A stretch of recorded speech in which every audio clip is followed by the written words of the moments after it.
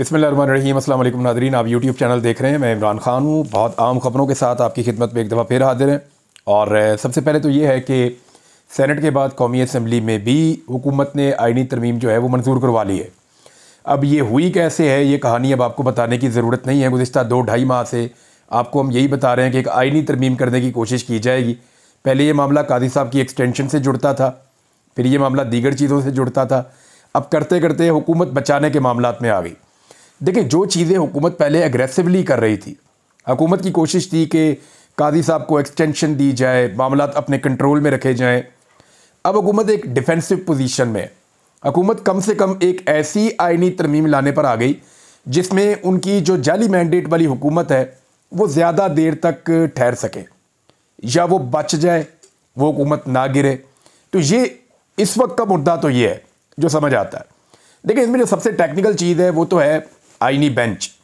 अब आइनी बेंच के हवाले से ना ये कुछ इंकशाफात किए हैं बैरिस्टर गौर साहब ने कि जो चीज़ें मौलाना फजलुर रहमान साहब कह रहे थे ना कि जो चीज़ें मेरे साथ तय हुई हैं या जो मेरा आइनी मुसव्वदा है उसके ऊपर आइनी तरमीम हो रही है, तो ये बात गलत साबित हुई क्योंकि बैरिस्टर गौर साहब ने कुछ चीज़ें बताई हैं।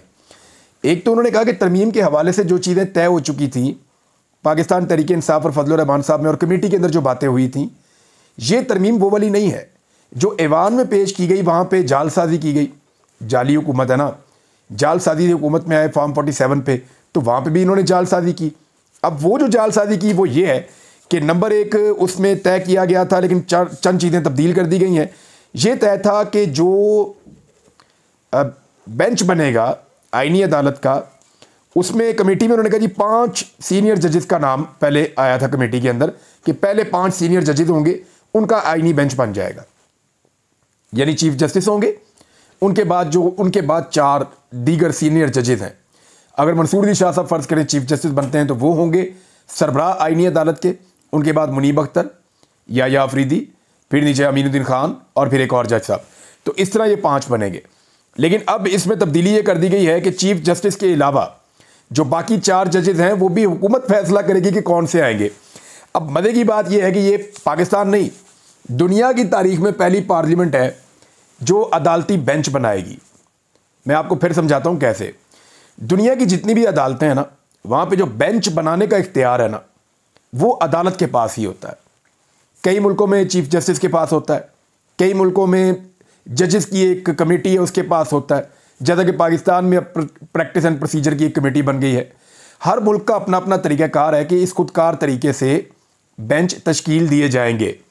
लेकिन पाकिस्तान की सुप्रीम कोर्ट वो वाहिद सुप्रीम कोर्ट बन गई है जहां पे एक आइनी अदालत बनाई जाएगी जिसके बेंच के जजेस का जो तयन है या उसके बेंच की जो तश्कील है वो पार्लियामेंट करेगी। ये बड़ी अजीब चीज़ है। यानी मैं हैरान हो रहा था, मैंने हबीब अकरम साहब से ये बात सुनी तो मुझे लगा कि ये तो दुनिया की तारीख बदल दी है पाकिस्तान ने आज। यानी इतना कंट्रोल, और आइनी अदालत पे ही क्यों कंट्रोल। देखें, धांधली वाला मामला कहाँ जाएगा? आइनी अदालत में जाएगा, आइनी बेंच के सामने जाएगा ना। ये जो आइनी तरमीम करना चाहते हैं कहाँ जाएगा? वहीं जाएगा। हुकूमत से रिलेटेड जितनी भी चीज़ें हैं, जितनी भी नाअहलियाँ हैं या जितनी भी 2 नंबरियाँ हैं, वो सारी उसी बेंच के सामने जानी है। अब हुकूमत अपना एक हमख्याल बेंच बना लेगी। चीफ जस्टिस चाहे उसके अंदर यरगमाल हो जाए, चीफ जस्टिस अगर मर्जी का नहीं भी है तो अपना एक हम ख्याल बेंच बना लेगी, या ऐसे जजेस को शामिल किया जाएगा जिन्हें बड़े आराम से कंप्रोमाइज़ पे मजबूर किया जा सकता हो। तो उन जजेस पे एक बेंच बनाया जाएगा ताकि कोई भी हुकूमत के लिए मुश्किल पैदा ना हो, बल्कि हुकूमत की मुश्किलात को आसानियों से तब्दील किया जाए। फिर एक और अल्फाज भी तब्दील किए गए और ये भी कि हाई कोर्ट के अंदर आइनी बेंचेस बनेंगे। ये तो कभी तय नहीं हुआ था कमेटी के अंदर, बैरिस्टर गौर ने बताया। ये भी कमेटी में तय नहीं हुआ था, तो ये आपने कैसे कर दिया? तो फजलुर रहमान साहब अगर ये कह रहे हैं कि आइनी मुसव्वदे में उनका बड़ा किरदार है, तो याद रखें कि चाहे ये मिली भगत के साथ हुआ या जैसे भी हुआ, इस आइनी तरमीम ने नुकसान पहुंचाया है पाकिस्तान की अदलिया को। इसके ऊपर जो है वो सबका अलग अलग सबकी अपनी अपनी राय है, लेकिन पाकिस्तान तहरीक इंसाफ के वो लोटे जिनके मैं नाम ले रहा था वो सामने आ गए। लेकिन 1-2 लोगों को देखकर हैरत हुई कि ये बंदे कहाँ से बीच में आ गए। शहबाज गिल साहब ने जो रिपोर्ट किया है, क्योंकि देखें ना वो पार्टी की मेन कमेटी के अंदर भी शामिल है, तो शहबाज गिल के पास डायरेक्ट पार्टी से इंफॉर्मेशन होती है, कोर कमेटी में भी होते हैं।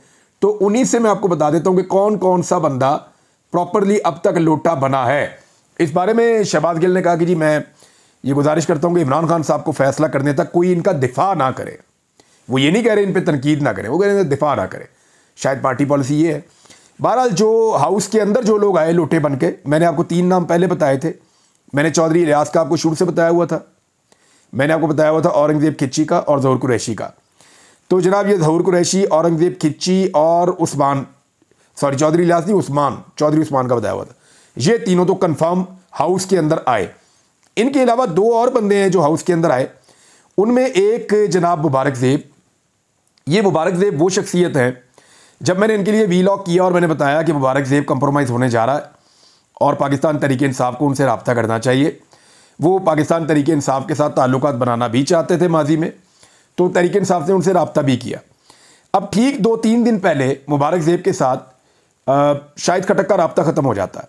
शाहिद खटक जो है वो उसको ढूंढ रहे हैं, बाकी लोग भी ढूंढ रहे हैं, तो पता नहीं चल रहा था। मैंने इन्फॉर्मेशन ली तो पता चला कि मुबारक ज़ेब गायब है। तो वहाँ से मुझे आइडिया उस वक्त हो गया था कि मुबारक ज़ेब शायद कंप्रोमाइज़ हो गया है। तो फिर उसको देखा, मुबारक ज़ेब को शायद ज़्यादा अच्छी और बड़ी ऑफ़र मिली हुकूमत की जानिब से। तो वो मुबारक ज़ेब जिसने इमरान खान के नाम पे वोट लिया, अपने शहीद भाई के खून के नाम के ऊपर वोट लिया, वो जो चौकों में खड़ा होकर कहता था कि इमरान खान का साथ कभी नहीं छोड़ूंगा, उसने जितनी शराइत रखी वो सारी शराइत सूबाई हुकूमत ने मानी।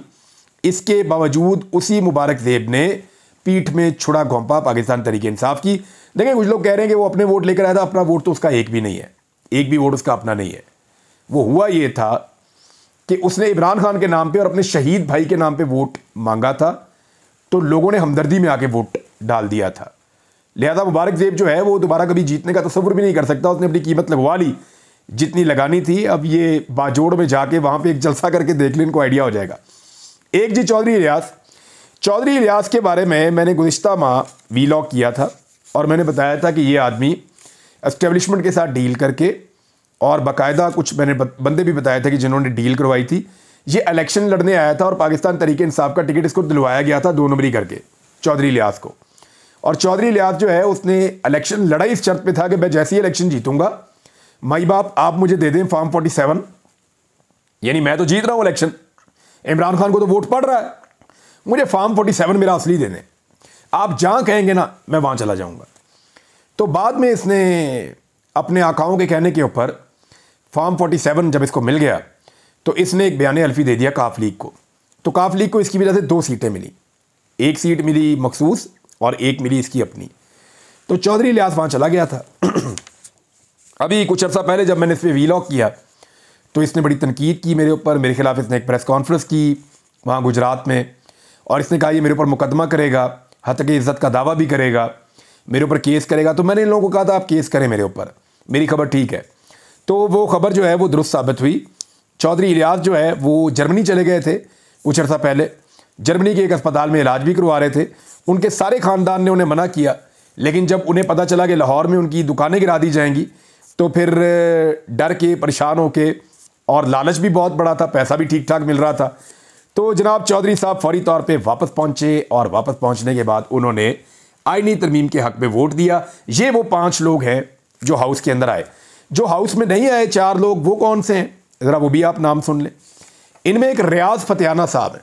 रियाज फतेहाना साहब पाकिस्तान से बाहर थे, उनके बेटे को उठा लिया गया और उनके साथ बड़ी लंबी चौड़ी निगोसिएशंस हुई, उनके बेटे को छोड़ दिया गया, फिर दोबारा उठा लिया गया।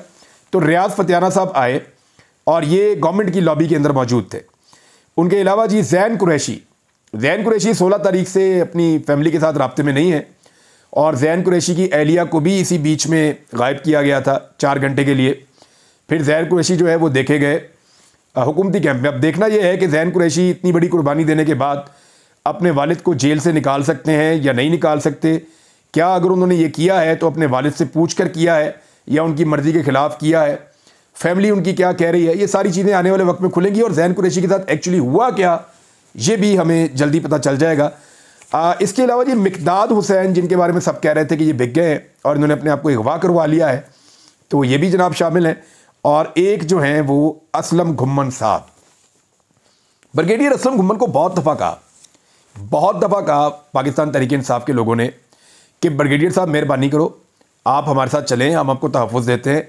लेकिन ब्रिगेडियर साहब बज़िद थे कि जनाब मैंने नहीं जाना, मैंने यहीं पर रहना है। और फिर ब्रिगेडियर साहब के साथ क्या हुआ देखें, वो भी हुकूमती लॉबी में बैठे हुए थे। तो ये वो 9 लोग हैं जिनकी मैं आपको बात कर रहा हूँ। अब ये लोग अपने हलकों में जाके आवाम से वोट मांग के देखें, इनको लग पता जाएगा। अगर इनके पास बल्ले का निशान हुआ और इमरान खान इनकी बैक पे खड़ा हुआ तो मैं कुछ नहीं कह सकता, अदरवाइज लोग इनके बारे में क्या करेंगे उसका आपको अंदाज़ा है। तो नाज़रीन, यहाँ पे मैं आपको जो बहुत सारे करैक्टर बताए, जो लोग कमज़ोर पड़ गए, मजबूर हो गए या बिक गए, वहाँ कुछ ऐसे करैक्टर्स हैं जो नहीं भी बिके, जिनके साथ बड़ा जुल्म हुआ है। सादुल्लाह बलोच आप नाम याद रखिएगा, चौधरी इम्तियाज़ का आप नाम याद रखिएगा, और बहुत सारे लोग हैं, आहिस्ता आहिस्ता नाम आपके सामने आएंगे। लेकिन आदिल बज़ई जो है उसने सबसे बड़ी कुर्बानी दी है। वहाँ कोयटा में उसके प्लाजे गिरा रहे थे, उसका घर गिरा रहे थे, उसको आखिरी वक्त तक धमकाया जा रहा था, कारोबार तबाह कर दिया, फैमिली को हरासा किया, बेड़ा गर्क कर दिया पकड़ के हर चीज़ का। लेकिन वो नहीं बिका। उसने कहा मैं इमरान खान की पीठ में छुरा नहीं घोंपूंगा। माजी में उससे गलती हुई, उसने एक बयान अल्फी दे दिया कि जी PMLN में मुझे शामिल कर दें, लेकिन उस गलती का उसने अजाला किया, अपनी प्रॉपर्टी तोड़वा के, अपना माली नुकसान करवा के, अपना पूरा कारोबार तबाह करवा के, और हर चीज़ उसने। अब जब भी वो इलेक्शन लड़ेगा कोयटा में, आप देखेंगे वो जीत जाएगा। अगर फॉर्म 45 के मुताबिक फैसला हुआ तो अब ये इलेक्शन नहीं हारता, हीरो बन गया वो। और बहुत सारे हीरोज हैं। इंटरेस्टिंग बात यह है, पाकिस्तान में 4 डिक्टेटर्स आए हैं। चारों डिक्टेटर्स ने मिलकर पाकिस्तान की पार्लियामान के साथ वो नहीं किया जो पीपल्स पार्टी ने और नून लीग ने मिलकर कर दिया। यानी शहीद भुट्टो की जमात ने और नून लीग ने मिलके, यानी ये कुर्बानियों के दावेदार हैं, जमहूरियत के दावेदार हैं, वहाँ पे खड़े होकर ख्वाजा आसिफ कह रहे थे जी वोट को हमने इज्जत दी है और ये अपने वोट को इज्जत दी है। भाई इस तरीके से अगर वोट को इज्जत देनी है ख्वाजा साहब, तो फिर तो पाकिस्तान में जमहूरियत नापैद हो जाएगी। माओ बेटियों को उठा के, बहुओं को उठा के, लोगों को टॉर्चर करके, ज़हनी तौर पे टॉर्चर करके, मेंबरान को अगवा करके, 70 करोड़ में वोट खरीद के, अगर ऐसे आपने वोट को इज्जत देनी है तो शाबाश आपके वोट को इज्जत देने पर। उमर अयूब साहब ने इसका जवाब दिया। उन्होंने कहा जी इस आईनी तरमीम के ऊपर ना आप लिख देते कि वोट को इज्जत दो से बूट को इज्जत दो तक का सफ़र। ये जनाब उन्होंने कहा कि जुमला आपको इस आईनी तरमीम के ऊपर लिखना चाहिए था। 65 वोट जनाब दावा है स्पीकर का, वहाँ पे चेयरमैन का, सेनेट चेयरमैन का, कि जनाब यहाँ पे पड़े हैं। हालांकि 64 चाहिए थे। 225 कौमी असम्बली में 1 वोट एक्स्ट्रा भी रखा गया था कि खुदा ना खास्ता कोई मसला हुआ, कोई बंदा मुकर गया तो वहाँ से 224 तो पूरे हों। 2 बंदे मुकर गए तो लॉबी में पीछे 4 बंदे बिठाए हुए थे कि ज़रूरत पड़ी तो इनके वोट भी डलवा दिए जाएंगे। इत्तला के मुताबिक 2-3 लोग और भी बैकअप पे मौजूद थे। अच्छा जी, डॉक्टर जरका, इनका मुझे एक फ़ोन आया था और लकीली उस वक्त मैं एक वीलॉग की तैयारी कर रहा था, तो मेरे ना माइक लगा हुआ था और इनका फ़ोन मैंने रख के स्पीकर फ़ोन पे सुना था। तो वो बच्चे ने बटन दबा दिया और मेरे पास इनकी पूरी कॉल रिकॉर्ड पड़ी हुई है।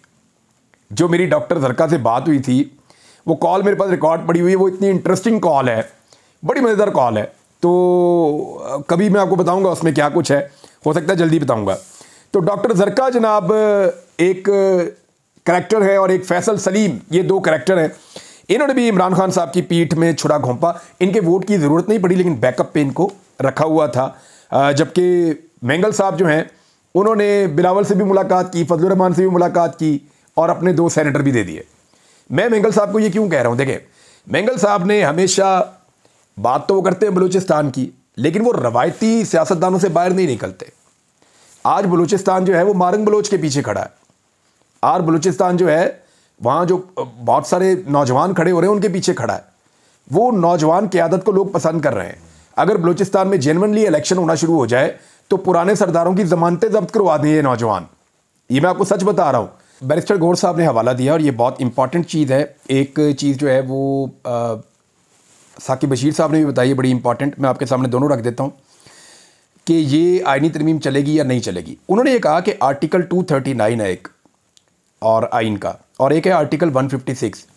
इनके मुताबिक उन्होंने कहा कि जब तक मखसूस नशस्तें नहीं दी जाती और जब तक खैबर पख्तूनख्वा के सेनेटर्स मुकम्मल नहीं हो जाते या वो आ नहीं जाते ऐवान में, तो दोनों ऐवान नामुकम्मल हैं। तो नामुकम्मल ऐवान से आईनी तरमीम नहीं हो सकती, लिहाजा ये चैलेंज हो जाएगी और ये आईनी तरमीम नहीं है। ये बैरिस्टर गौर साहब ने कहा। तो क्या ये ऐसे ही है? देखें, एक तो 2/3 आपको चाहिए होती है ना, यानी सेनेट में आपको चाहिए थे, टोटल होते हैं 97, इस वक्त हैं 85। 97 अगर पूरे हों तब भी आपको 64 चाहिए, तो उन्होंने अपने 65 पूरे कर दिए। लेकिन जो 12 मौजूद नहीं है, जो खैबर पख्तूनख्वा से आएंगे, उनका एक हक और इस्तेहकाक ख़त्म हो गया। कि जनाब उनको जो मौका मिलना चाहिए था उनको वो मौका नहीं मिला वोट डालने का या उसके अंदर पार्टिसिपेट करने का। तो ये ऐवान क्योंकि नामुकम्मल है लिहाजा आईनी तरमीम नहीं हो सकती, ये मामला बैरिस्टर गौर ने उठाया। इसी तरह कौमी असम्बली का भी है कि 342 में से आपको 224 चाहिए होते हैं, तो अगर 224 आपने पूरे कर लिए 215 में से ही तो भी आपकी आईनी तरमीम हो गई। लेकिन वो जो ऊपर वाले बंदे हैं, वो जो मखसूस नशिस्तें हैं, जब तक वो नहीं आ जाते तो उनका एक हक है जो आईनी तरमीम में हिस्सा लेने का, वो उनसे छीना गया है, तो ईवान मुकम्मल नहीं है। तो इस हवाले से एक बैरिस्टर गौर साहब ने चीज़ सामने रखी। देखते हैं सुप्रीम कोर्ट ऑफ पाकिस्तान क्या करती है। देखिए मुमकिन है सुप्रीम कोर्ट में ये तरमीम चैलेंज हो जाए और एक नई सिचुएशन बन जाए, लेकिन कुछ सवालात और हैं। हामिद खान साहब ने स्टेटमेंट दिया था, उन्होंने कहा था कि जी वकला की तारीख तैयार है और हम ईंट से ईंट बजा देंगे अगर ये आईनी तरमीम पास करवाने की या इसको लागू करने की कोशिश की गई तो। अब सवाल ये है कि क्या सारी लड़ाई इमरान खान ने लड़नी है या ये भी लड़ाई उसने लड़नी है, ये भी उसने लड़नी है। कौम का कोई किसी किस्म का फ़र्ज़ नहीं है। यानी इस वक्त जो अटैक हुआ है, आईने पाकिस्तान के ऊपर हमला हुआ है ना, और अदलिया को टुथलेस कर दिया गया है। अदलिया की सारी पावर छीन के वो लोग ले गए हैं जिनका एहतसाब अदालत ने करना था। यानी आप ये समझें कि एक बंदे ने बड़ी अच्छी मिसाल दी, उसने कहा जी सारे चोर रल के अपना SHO चुन लो आपके साथ करना क्या है। तो यहाँ पे ये हुआ कि जिन लोगों के ऊपर अदालतों में केसेस हैं, जिन लोगों के ऊपर करप्शन के बड़े बड़े इल्ज़ामात हैं, उनकी पार्टियां मिलकर फैसला करेंगी कि जनाब हमने किसको लेकर आना है अदालत में जज, और अब अक्सरियत के साथ वही फैसला करेंगे। तो यहाँ पे जो अब तक का फिगर है उसके मुताबिक 65 सेनेट में और 225 कौमी असम्बली में, और इसके अलावा वकला को और सिविल सोसाइटी को और अदलिया को अब रोल प्ले करना पड़ेगा। बहुत सारे लोग बार बार कहते थे कि जस्टिस मंसूर अली शाह को आप जानते नहीं, वो ये करेंगे वो करेंगे। अगर उन्होंने कुछ भी करना है तो दिस इज़ द टाइम, क्योंकि अब जस्टिस मंसूर अली शाह साहब की सीट ख़तरे में है। मामला ये है कि पाकिस्तान तहरीक इंसाफ को ये ऑफ़र की गई थी कुछ सोर्सेज के मुताबिक कि हम जस्टिस मंसूर अली शाह साहब का आपको नोटिफिकेशन करवा देते हैं, आप आईनी तरमीम का हिस्सा बन जाए। लेकिन तहरीक इंसाफ ने कहा जी हमने इस घिनौने खेल का हिस्सा नहीं बनना, ये जाली असम्बली है, ये आईनी तरमीम कर नहीं सकती।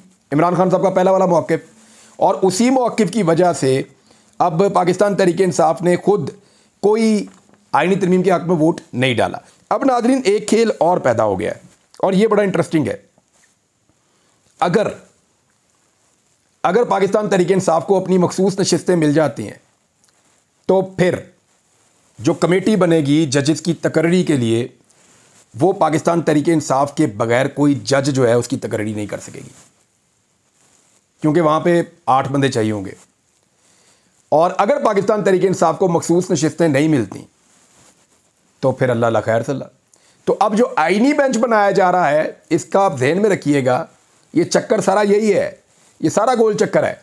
ये इसलिए बनाया जा रहा है ताकि मखसूस नशिस्तें पाकिस्तान तहरीक इंसाफ को ना मिले और अपनी मर्जी के सारे जजेस लाके बिठा दिए जाएं, ना सिर्फ सुप्रीम कोर्ट ऑफ पाकिस्तान में बल्कि जितनी भी आपकी हाई कोर्ट्स हैं वहाँ पे भी आईनी बेंचेस बना के अपनी मर्जी के जजेस बिठा लिए जाएं, ताकि हुकूमत को किसी किस्म की मुश्किल हो ही ना, और अगर कभी हो तो उस मुश्किल को अदालत आसानी में तब्दील कर दे। अब तक के लिए इतना ही, अपना ख्याल रखिएगा, अपने चैनल का भी। अल्लाह हाफ़िज़।